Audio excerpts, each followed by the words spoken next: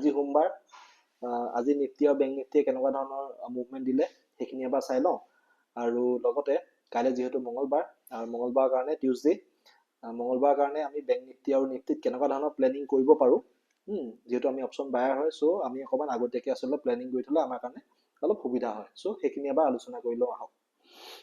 আজি যদি চাবলৈ যায় আচলতে নিফটি এখন 15 মিনিটৰ চাৰ্ট মই উলিয়াই থৈছোঁ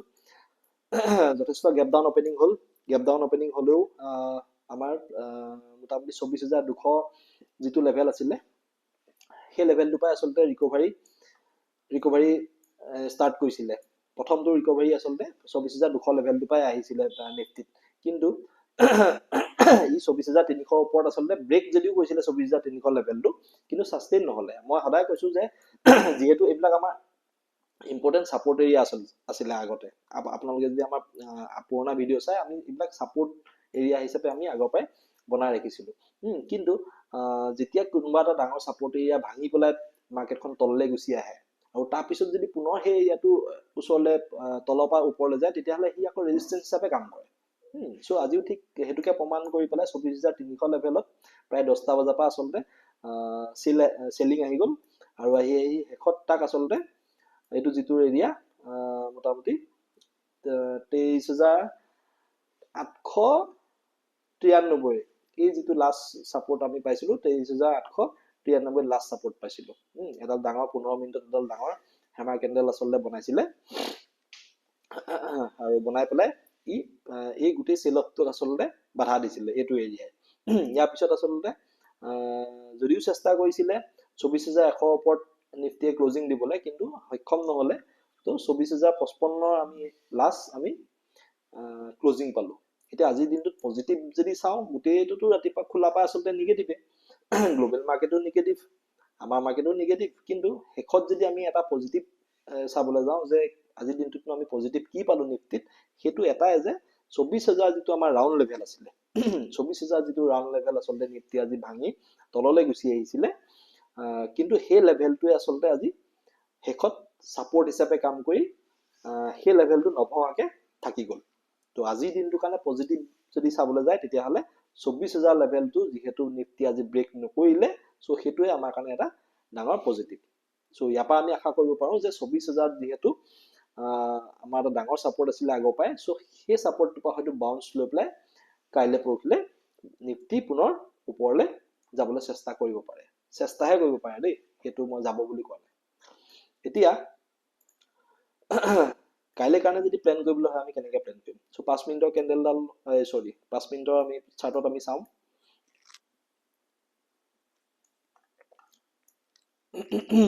এতিয়া যদি কাইলৈ আমি কল চাইডে প্লেন কৰিবলৈ হয় আপ চাইডে মাৰ্কেটখন যাব বুলি যদি আমি প্লেন কৰোঁ তেতিয়াহ'লে কেনেকৈ আমি প্লেন কৰিম চ' এটা বস্তু চাওক 24,100 এই যিটো লেভেল ইয়াত আজিৰ দিনটোত দুবাৰ এই এৰিয়াটোৰ পৰা নিফটিয়ে চেল আহিছিলে এইটো ধৰি লওক এটা 50ত এবাৰ চেল আহিছে ভাঙিছিলে এইটো ভাঙিবলৈ চেষ্টা কৰিছিলে 24,100 লেভেলটো কিন্তু নোৱাৰিলে পুনৰ চেষ্টা কৰিলে প্ৰায় কিন্তু পুনৰ নোৱাৰিলে আচলতে দুবাৰ আচলতে এই লেভেলটোত নিফটিয়ে আজি হাৰ্ডল ল'লে বা ইয়াক ভাঙিবলৈ চেষ্টা যদিও কৰিছিলে কিন্তু সক্ষম নহ'লে চ' কাইলৈ যদি 24,100 ওপৰত যদি মাৰ্কেটখন টিকি যায় তেতিয়াহ'লে আমি আপ চাইডে প্লেন কৰিব পাৰিম 15-20 মিনিট মিনিমাম টিকিব লাগিব কিন্তু মাৰ্কেটখন 15-20 মিনিট যদি 24,100 ওপৰত মাৰ্কেটখন টিকিবলৈ সক্ষম হৈ যায় কাইলৈ তেতিয়াহ'লে আমি প্ৰথমটো মুভমেণ্ট 24,200 ফাললৈ মাৰ্কেটখন গতি কৰা দেখিবলৈ পাব পাৰোঁ তো 24,200 আমাৰ প্ৰথম টাৰ্গেট হ'ব আৰু 24,200 ওপৰত যদি মাৰ্কেট টিকি যায় তেতিয়াহ'লে 24,300 আমাৰ কাৰণে 2 নম্বৰটো টাৰ্গেট হিচাপে আমি ল'ব পাৰিম বা 24,300 ফাললৈ নিফটি গতি কৰা আমি দেখিবলৈ পাব পাৰোঁ কেতিয়া যেতিয়া 24,100 ওপৰত মিনিমাম 15 মিনিট বা 20 মিনিট মাৰ্কেট যদি টিকি যায় তেতিয়াহ'লে আমি 24,200 আৰু 24,300 ফাললৈ মাৰ্কেটে গতি কৰা আমি দেখিবলৈ পাব পাৰোঁ বা টাৰ্গেট হিচাপে লৈ আমি ট্ৰেড কৰিব পাৰোঁ বা কল চাইডে আমি প্লেন কৰিব পাৰোঁ ঠিক তেনেকৈ যদি আমি ডাউন চাইডে প্লেন কৰিবলৈ হয় বোলে নহয় আমি পুট লৈ পেলাই যাম তেতিয়াহ'লে এই লেভেলটো মাৰ্ক কৰি লওক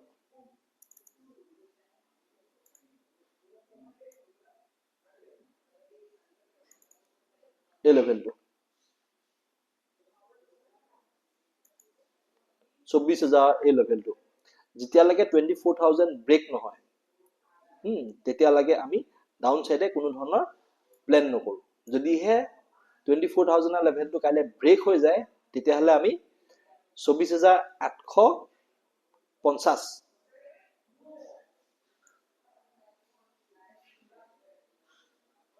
এটো আজি লো সৰি যদিহে কাইলে 24,000 লেভেলটো ব্ৰেক কৰি দিয়ে নিফটিয়ে তেতিয়াহলে আমি 24,000 আজি যেটো লো আছিলে 24,893 সো 24,900 বুলি ধৰক আপুনি 24,900 আমাৰ প্ৰথমটো টাৰ্গেট আৰু প্ৰথমটো সাপোৰ্ট এৰিয়া হিচাপে কাম কৰিব কাইলে সো হেতু কাৰণে কিবা কাৰণত যদি পুট সাইডে প্ল্যান লয় পুট বাই কৰিবলা যায় 24,000 ব্ৰেক কৰিলে তেতিয়াহলে 24,900 আশে-পাশে অহা লগে লগে মাৰ্কেটখন এলাৰ্ট হৈ যাব আৰু যিমান পাৰে যদি বুলে বুক কৰিব পাৰে তেতিয়া বুক কৰিব পৰা অৱস্থাত আছে তেতিয়াহলে যিমানটো কোৱান্টিটি পাৰে বুক কৰি লব আৰু কেনেবাকে যদি 24,900 যেটো এৰিয়া আছে আমাৰ হেতু যদি ব্ৰেক কৰি দিয়ে কাইলে তেতিয়াহলে আমাৰ মাৰ্কেটখনৰ কাৰণে কেবাটাও টাৰ্গেট ওপেন হৈ যাব তাৰে 2 নম্বৰটো টাৰ্গেট হৈ যাব 24,800 24,000 ব্ৰেক কৰাৰ পিছত প্ৰথমটো টাৰ্গেট পাম আমি 24,900 বা আজি আমাৰ যেটো ডে লো আছিলে হেতু আৰু হেতু যদি ব্ৰেক হয় তেতিয়াহলে 24,800 আৰু 24,800 যদি যেতিয়া ব্ৰেক কৰিব তেতিয়াহলে আমি ডাইৰেক্ট 23,600 পা 650 ৰ যেটো আমাৰ এৰিয়া আছে হেতু এটা ডাঙৰ ষ্ট্ৰং সাপোৰ্ট এৰিয়া আৰু হেতুৱে আমাৰ টাৰ্গেট থাকিব সো প্ৰথমতে কি হ'ব 24,000 যদি ব্ৰেক কৰি সাস্টেইন হৈ যায় তেতিয়াহলে 24,900 আমাৰ কাৰণে প্ৰথমটো টাৰ্গেট বা প্ৰথমটো সাপোৰ্ট এৰিয়া আৰু হেতু যদি ব্ৰেক হয় 24,800 আমাৰ 2 নম্বৰটো সাপোৰ্ট এৰিয়া বা 2 নম্বৰটো টাৰ্গেট আৰু 24,800 যদি ব্ৰেক হৈ যায় তেতিয়াহলে 23,600 আৰু 23,650 আমাৰ কাৰণে 3 নম্বৰ টাৰ্গেট আৰু এটা ডাঙৰ সাপোৰ্ট এৰিয়া আমি পাই যাম সো পুট বাই কৰি যেতিয়া আমি টাৰ্গেটৰ কাৰণে যাম তেতিয়াহলে আমি সদায় এলাৰ্ট থাকিব লাগে কাৰণ যিকোনো সময় যদি এডাল গ্ৰীন ক্যান্ডেল ডাঙৰ আহি যায় নহয় আমাৰ যিমান প্ৰফিট দি আছে ই বহুত ফাষ্ট মানে হেতু নেগেটিভত লৈ গুচি যায় সো হেতু কাৰণে যিমান পাৰে সাপোৰ্ট এৰিয়া ওচৰ পাজৰে অহা লগে লগে আসলে পুট জনে বাই কৰে কোৱান্টিটি কমাই কমাই গৈ থাকিব লাগে প্ৰফিটত যদি আছে কোৱান্টিটি কমাই কমাই গৈ থাকিব লাগে আসলে নহলে মানে এডাল গ্ৰীন ক্যান্ডেল আপোনাৰ পুৰা প্ৰফিট মাইনাসত কৰি দিব পৰা পসিবিলিটি বহুত বেছি থাকে আসলে পুট সাইডে প্ল্যান কৰিলে সদায় কেয়াৰফুল হৈ পেলাই প্ল্যান কৰিব নিফটি কাৰণে আৰু বিশেষ নাই বেংক নিফটি এবাৰ চাই লওঁ 5 মিনিটত যদি বেংক নিফটি চাও তেতিয়াহলে দেখিছে কিমান ডাঙৰ প্ৰায় 600-700 পইণ্টৰ গেপ ডাউন ওপেনিং দিছে আৰএসআই ভ্যালু যদি চাই 678 এনেকুৱা পাই গৈছিল লাগি আসলতে সো হেতু কাৰণে আজি কল সাইডে কোনো ধৰণৰ প্ল্যান কৰাই নাছিলো দুৰ্ভাগ্যবশত আসলতে মই পুট সাইডেও প্ল্যান কৰা নাছিলো আৰু তাৰ কাৰণটো এটা আছিল যেহেতু আৰএসআই ভ্যালু মই আসলতে ইমান কম দেখি আছিলো হেতু কাৰণে পুট সাইডে প্ল্যান কৰিবলৈ আসলতে হাহক গুটাব নোৱাৰিলো কিন্তু মাৰ্কেটখন আজি যথেষ্ট তললৈও আহিলে ওপেনিং হোৱাৰ পিছতো যথেষ্ট তললৈ আহিলে কিন্তু মই চাই থাকোতে গ'ল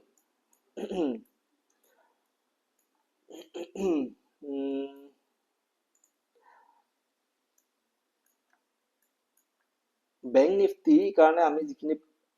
ধৰি লওক লেভেল আগৰ পৰাই বনাই ৰাখিছিলো পুৰণা যদি ভিডিও চাই গম পাব এইবোৰ আসলতে আমাৰ এই গ্ৰীন সৰি ব্লু কালাৰ যিবিলাক দেখিছে এইবোৰ আসলতে আমি সাপোৰ্ট এৰিয়া হিচাপে বা সাপোৰ্ট জোন হিচাপে আমি বনাই ৰাখিছিলো আগৰ পৰাই প্ৰথমটো যেটো আছিল এটা হেভি হাই সাপোৰ্ট জোন আছিল 50,500 to 550 যেটো লেভেল আজি ইমান ডাঙৰ সেল অফ প্ৰায় 600-700 পইণ্টৰ গ্যাপ ডাউন হৈছিল যদিও এটা বস্তু চাওক সেই লেভেলটোত আহি পেলাই বায়াৰ সকলে প্ৰথম 5 মিনিটৰ ক্যান্ডেলডাল চাওক চেষ্টা কৰিছিল এটলিষ্ট তেওঁলোকে এবাৰলৈ হলো চেষ্টা কৰিছিল মাৰ্কেটখন ওপৰলৈ লৈ যাবলৈ কিন্তু নোৱাৰিলে আসলে সক্ষম নহলে নোহোৱা পিছত হেতু লেভেল ব্ৰেক কৰি পেলাই 24,400 আশে-পাশে লৈ আহিলে হেতুকো ব্ৰেক কৰিলে কৰাৰ পিছত তাপা কিন্তু সাপোৰ্ট আহিছিল 24,400 লেভেলটো পুনৰ চেষ্টা কৰিছিল মাৰ্কেট বায়াৰ সকলে ওপৰলৈ লৈ যাবলৈ কিন্তু এই যিটো লেভেল হেভি লেভেল ডাঙৰ লেভেল ভাঙি আহিছিলে 50,500 পৰা 50,550 যিটো হেভি লেভেল ভাঙি আহিছিলে সেই লেভেলটো যিহেতু এবাৰ ৰেজিষ্টেন্স হিচাপে কাম কৰিছে মই আগতো কৈছো যদিহে এটা ডাঙৰ সাপোৰ্ট এৰিয়াক ভাঙি পেলাই মাৰ্কেটখন তললৈ গুচি আহে আৰু তাৰ পিছত যদি সি পুনৰ ওপৰলৈ যাবলৈ চেষ্টা কৰে তেতিয়াহ'লে সেই লেভেলটোৱে ৰেজিষ্টেন্স হিচাপে কাম কৰে আচলতে তেতিয়া সো ঠিক হেতুকে প্ৰমাণিত কৰি পেলাই প্ৰায় 10টা বজাত যিডাল কেন্ডেল আমাৰ বনিলে 10টা বজাত যিডাল ডাঙৰ ৰেড কেন্ডেল বনিলে সেই কেন্ডেলডালৰ পিছৰ পৰা আচলতে পুৰা কমপ্লিট গোটেই মাৰ্কেটখন তললৈকে আহি থাকিলে আহি আমাৰ প্ৰত্যেকটো সাপোৰ্ট এৰিয়া ভাঙি শেষত 49,700 যিটো লেভেল আছিলে লাষ্ট বনাই থোৱা সেইটো লেভেলত আচলতে সাপোৰ্ট লৈ পেলাই শেষত চেষ্টা কৰিছিলে ই 50,200 আশে পাশে এইটো এৰিয়ালৈকে গ'ল কিন্তু শেষত 50,092 আচলতে ই ক্লোজিং দিলে সো আমাৰ কাৰণে পজিটিভ বুলি বেংক নিফটি আজিৰ দিনটোত যদি কিবা আমি ধৰো সেইটো হৈ গ'ল দুটা ধৰিব পাৰিম এটা হৈ গ'ল বেংক নিফটিয়ে ৰিকভাৰী কৰিবলৈ চেষ্টা কৰিছিলে নিফটিতকৈ অলপ বেছি চেষ্টা কৰিছিলে আৰু দুই নম্বৰতে ইউ নিফটি নিচিনাকৈ এটা ৰাউণ্ড লেভেল যেনেকৈ নিফটিয়ে 24,000 ওপৰত ক্লোজিং দিবলৈ সক্ষম হ'ল ঠিক তেনেকৈ বেংক নিফটিও 50,000 ওপৰত ক্লোজিং দিবলৈ সক্ষম হ'ল এতিয়া কাইলৈ কাৰণে যদি আমি প্লেন কৰিবলৈ হয় অপশ্যন বায়াৰ হিচাপে বেংক নিফটিত আৰু যদি আমি ভাবো যে নহয় আমি কল সাইডে প্লেন কৰিম বা মাৰ্কেটখন ওপৰলৈ যাব বুলি আমি যদি প্লেন কৰিবলৈ হয় তেতিয়াহ'লে এটা বস্তু চাওক এই যিটো লেভেল আছে 50,200 50,200 যেতিয়ালৈকে 50,200 ব্ৰেক কৰি পেলাই সাস্টেইন নহয় বেংক নিফটি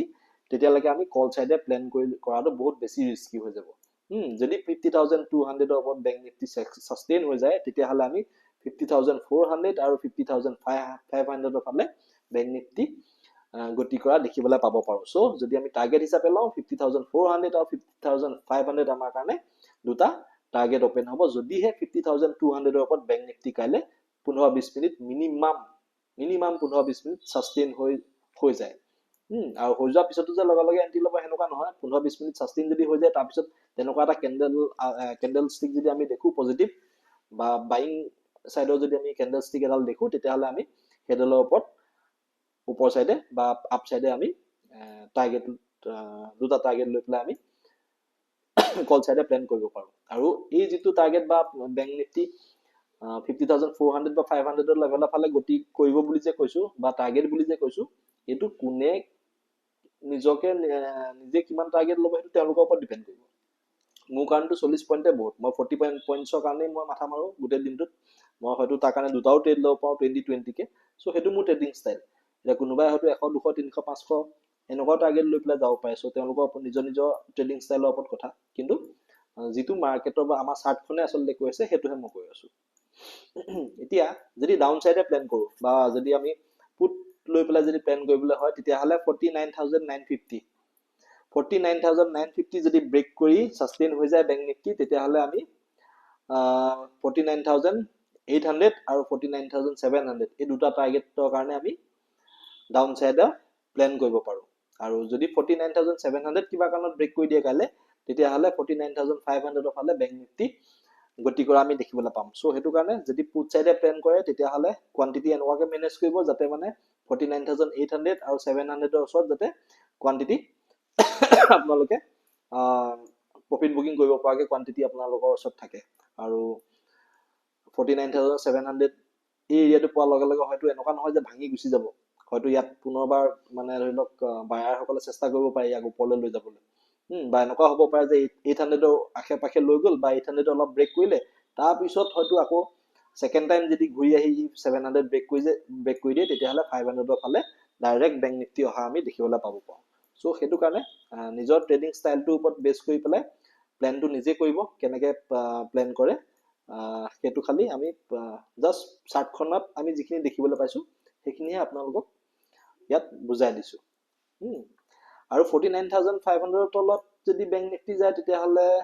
আৰু ডাঙৰ টাৰ্গেট ওপেন হ'ব কিন্তু বৰ্তমান সেইখিনি আমি ডিসকাস নকৰো সো সেইখিনি কাইলৈ কাৰণে ৰাখিছো এটা তল ডাউন সাইডে আহে নে আপ সাইডে কাইলৈ মুভমেন্ট দিয়ে হেতুটো কাইলৈহে গম পাম সো হেতু কাৰণে আপ সাইডে আমি 50,500 লৈকে আমি ৰাখি থৈছো টাৰ্গেট আৰু ডাউন সাইডে 49,700 বা 49,500 সৰি এই দুইটা সাইডে আমি আসলতে প্ল্যান কৰি পেলাই ৰাখি থৈছো সো দেখা যাওক কাইলে কেনেকুৱা ধৰণৰ ট্ৰেডিং আমি কৰিবলৈ আমি চান্স আমাক মাৰ্কেটে দিয়ে সেইটো ওপৰত বেছ কৰি পেলাই আমি কাইলে ট্ৰেডিং কৰিম সো আৰু দীঘলীয়া নকৰো ইমানখিনিলৈকে যদি কোনোবাই ভিডিঅ'টো চাই আছে তেতিয়াহ'লে অশেষ ধন্যবাদ আৰু কিবা যদি ইমপ্ৰুভ কৰিবলৈ আছে মোক ডেফিনেটলি কি বুলি কয় এইটো কমেণ্টত জনাব সো মই যিমান পাৰো আপগ্ৰেড কৰিবলৈ নিজকে চেষ্টা কৰিম ধন্যবাদ